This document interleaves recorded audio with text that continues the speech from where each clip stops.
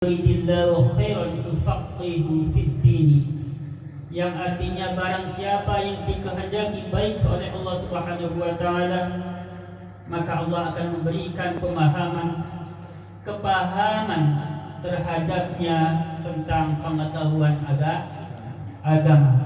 Yang menjadi pertanyaan adalah bagaimana kita paham tentang agama kalau kita tidak mengaji. Oleh sebab itu, saudaraku rahimakumullah, merupakan suatu kenikmatan buat kita semua yang masih terus-menerus diberikan kesempatan oleh Allah Subhanahu wa taala untuk menghadiri majelis taklim, majelis zikir, majelis yang mulia.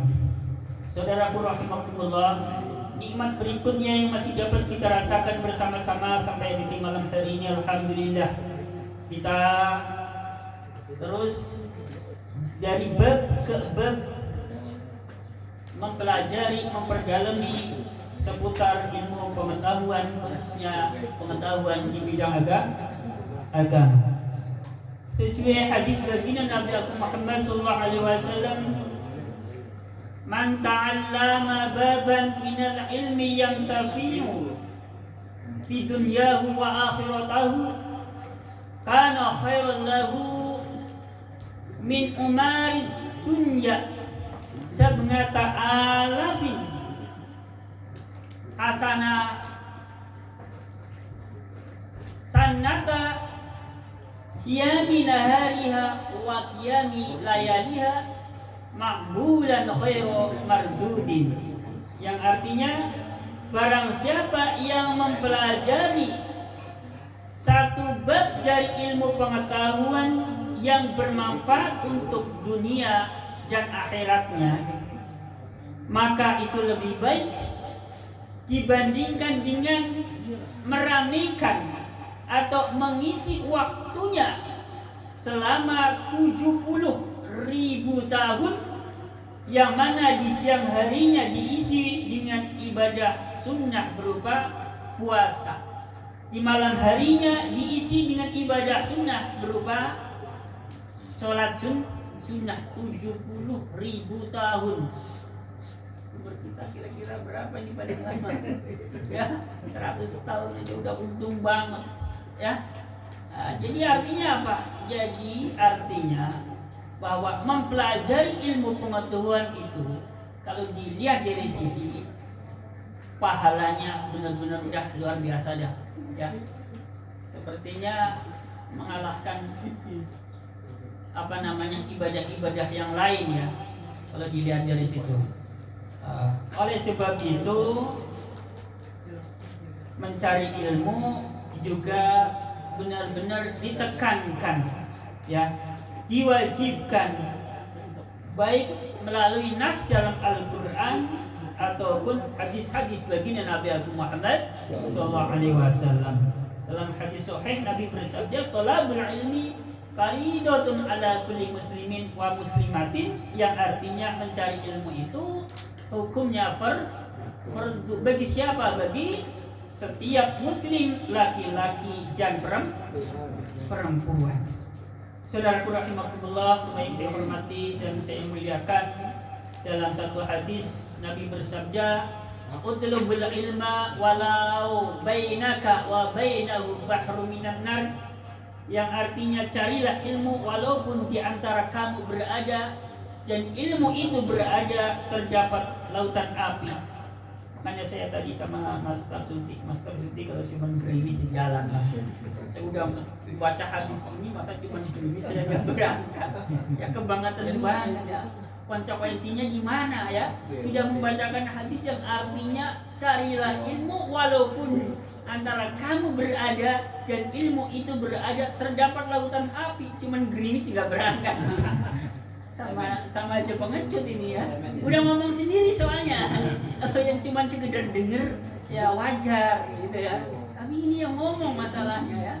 Dan konsepnya tetap jalan. Jadi di tengah-tengah perjalanan saya sempat batin ini dalam hati ya. Ya Allah, rintik hujan yang mengiringi perjalanan saya, semoga jadi saksi kelak di akhirat keseriusan saya di dalam melaksanakan sebagian perintah Allah dalam Al-Quran serta sabda baginda Nabi Muhammad SAW. Ya kalau serius untuk segalanya belum bisa. Paling tidak ada sebagian ketaatan terhadap Allah dan Rasulnya betul-betul dijalani dengan serius ya Allah. Saudaraku rahimakumullah, semua yang saya hormati dan saya muliakan, salawat serta salam semoga tersanjungkan atas baginda Nabi Muhammad sallallahu alaihi wasallam. Mari kita sama-sama lanjutkan pengajian kita dalam ilmu fikih, masih seputar pembahasan tentang sholat Jumat. Pada pertemuan sebelumnya telah dibacakan dan telah disampaikan mengenai syarat sahnya mengadakan sholat Jumat, atau dengan kata lain syarat sahnya pelaksanaan sholat Jumat. Syarat sahnya pelaksanaan sholat Jumat kemarin sudah saya sampaikan, syaratnya ada 3. Yang pertama darul iqamah, kampung di mana kampung tersebut menjadi tempat domisili bagi jamaah sholat Jumat yang ada di situ. Ya, itu yang pertama. Yang kedua, bilangan jamaah sholat Jumat, ya khususnya bagi mazhab Syafi'i harus memenuhi bilangan 40 orang laki-laki walaupun termasuk imamnya.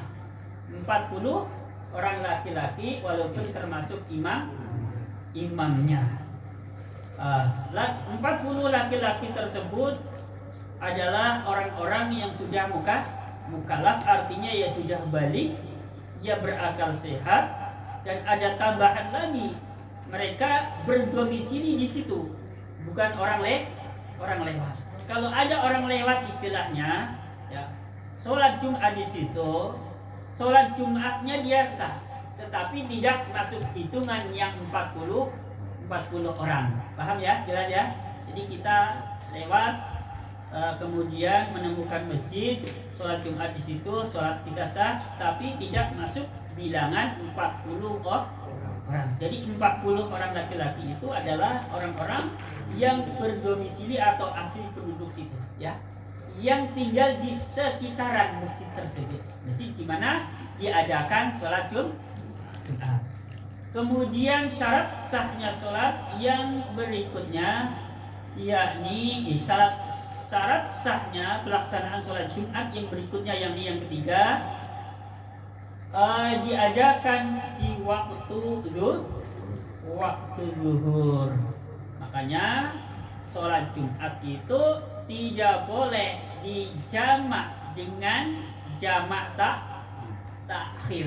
Nggak bisa sholat Jumat dijamak takhir. Karena apa? Karena kalau dijamak takhir nanti pelaksanaannya bukan di waktu zuhur, tetapi di waktu asar. Khususnya untuk sholat Jumat itu tidak boleh dijamak takhir. Muncul pertanyaan mungkin, kalau dijamak takhir bagaimana? Kalau dijamak takhir boleh. Jelas ya? Saya bacakan materi berikutnya. Bismillahirrahmanirrahim. Fayishtaratu an taqama al-jum'atu kulluha fil waqti Kalau dhaqa waqtu dhuhri anha bi an lam yabqa minhu ma yasamu alladhi la budda minhu fiha min khutbataiha wa ruk'ataiha soliyat dhuhran.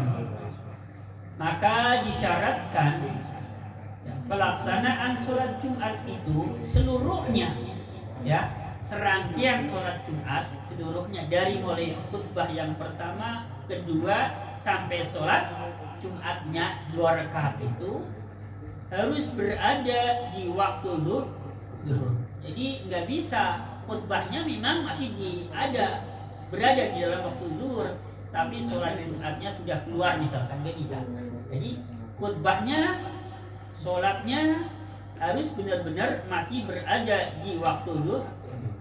Kalau muncul pertanyaan bagaimana kalau sampai terjadi waktunya sempit, ya, tidak bisa memuat keseluruhan, khutbahnya bisa cukup.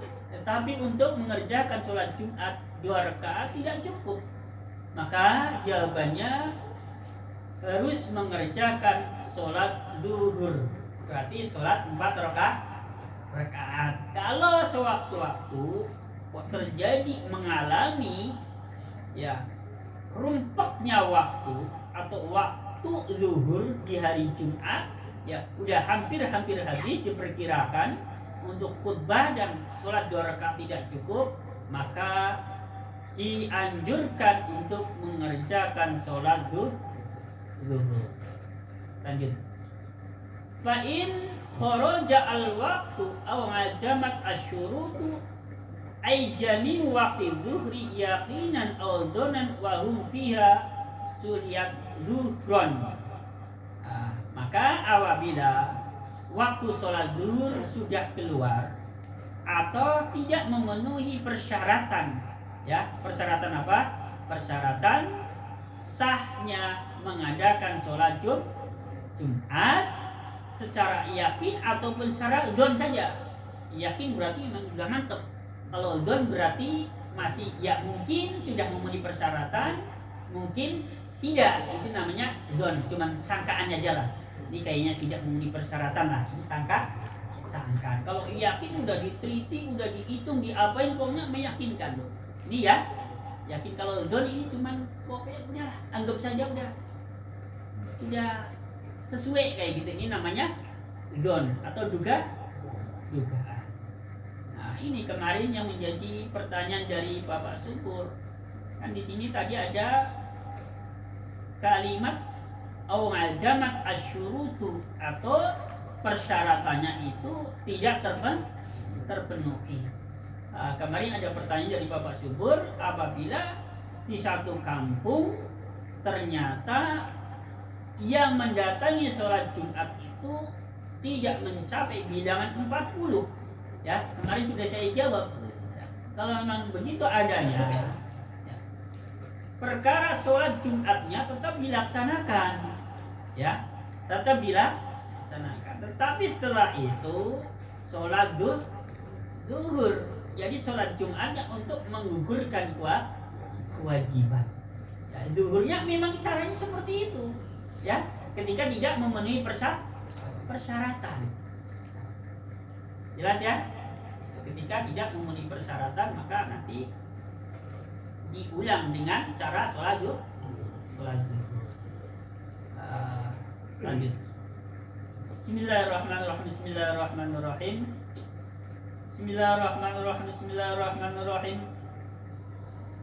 Bismillahirrahmanirrahim. Wafatat al-jum'atu. Bismillahirrahmanirrahim. Syawa'un adraku minha rahmatan amla walau syaku fi khuruji waqtiha wa hum fiha atamuha jum'atan ala sahihi. Jadi di sini ada suatu permasalahan apabila ya Bismillahirrahmanirrahim. Di sini ada suatu permasalahan apabila orang-orang ragunya bagaimana? Ragunya apakah waktunya sudah keluar atau belum? Ya, lagi sholat Jumat karena sudah mepet ragu, sudah keluar atau belum ya? Ya, kalau zaman sekarang sih gampang ya, karena bisa lihat jam. Tapi ini mungkin bisa saja terjadi kita berada di satu tempat yang mungkin jauh dari keramaian atau kota lah. Mungkin bisa jadi listrik belum ada, kebetulan rider juga nggak ada umpamanya kayak gitu ya. HP, mau lihat HP juga sinyal nggak ada umpamanya kan, bisa saja terjadi. Ya, bisa saja terjadi. Itu bagaimana? Ragu, kita nggak bisa tahu persis apakah waktu ini sudah keluar atau belum. Artinya habis atau belum. Maka apabila kita mengalami keadaan semacam ini, maka sempurnakan sholat Jumat. Artinya tetap melaksanakan sholat Jumat. Ya sudah dihukum sah karena ini ragu. Kalau yang tadi yang harus melaksanakan sholat zuhur, kan ini secara yakin ada persyaratan yang tidak dipenuhi atau waktunya keluar, yakin. Kalau ini kan ragu. Kalau ragu-ragu nggak apa-apa, udah sholat Jumat saja. Ya, ini barangkali materi yang saya sampaikan pada pertemuan kali ini untuk waktu saya kembalikan kepada rekan-rekan semuanya yang hadir di sini. Monggo kalau memang ada yang perlu ditambahkan penjelasannya, monggo saya kasih waktu.